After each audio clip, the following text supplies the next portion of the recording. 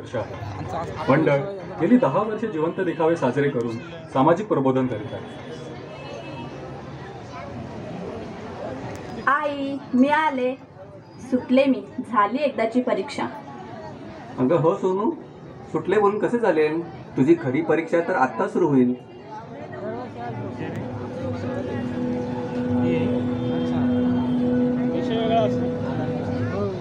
बदलापूर येथे लहान मुलीवर लैंगिक अत्याचार, कलकत्तामध्ये डॉक्टर महिलेवर बलात्कार करून खून केला।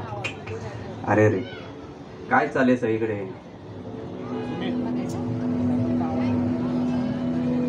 दमली असशील ना? दमायला का ती लढायला गेली होती का? तुमचं आपलं काहीतरी। आपली सोनू आता कॉलेजला जाणार, तिथे नवीन वातावरण, अनोळखी लोक, घरापासून दूर, कसं जमेल माझ्या सोनूला?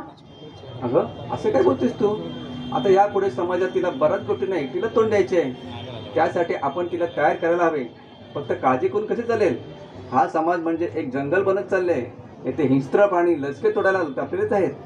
आपण आपल्या सोनूला न घाबरता त्यांना तोंड देण्यास तयार करायचे आहे। तिच्या वाट्यात आलेल्या प्रत्येक संकटात तिने एकटीने धैर्याने तोंड देता येईल असे तिला घडवायचे आहे। सोनू बेटा, तुझा रिझल्ट येईपर्यंत आपल्याला एक काम करायचे आहे। हो बाबा, नक्की, तुम्ही सांगाल ते काम मी करीन।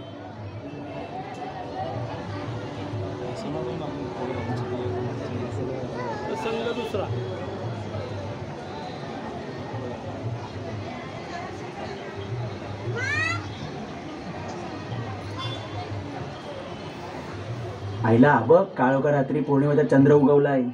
काय मॅडम, आज उशीर झाला वाटतं। काय घाबरू नका मॅडम, आम्ही आहोत ना। आम्ही तुमची काळजी घेऊ, तुम्हाला घरी सोडतो। ए लुख्यांनो, बऱ्या बोलांना बाजूला व्हा, नाहीतर त्याचे परिणाम वाईट होतील। आईला धमकी डायरेक्ट का मॅडम? घाबरलो आम्ही। काय करशील ग तू? आमच्या आवडीतून वाचवायला कोण नाही येणार। ऐगिरि नंदिनी नंदित मेदिनी विश्वविनोदिनी नंदनुते गिरिवर विंध्य शिरोधिनी वासिनी विष्णुविलासिनी विष्णुनुते भगवती हेसिति कंठ कुटुंबिनी भूरि कुटुंबिनी भूरि कृते जय जय हे महिषासुरमर्दिनी रम्यकपर्दिनी शैलसुते।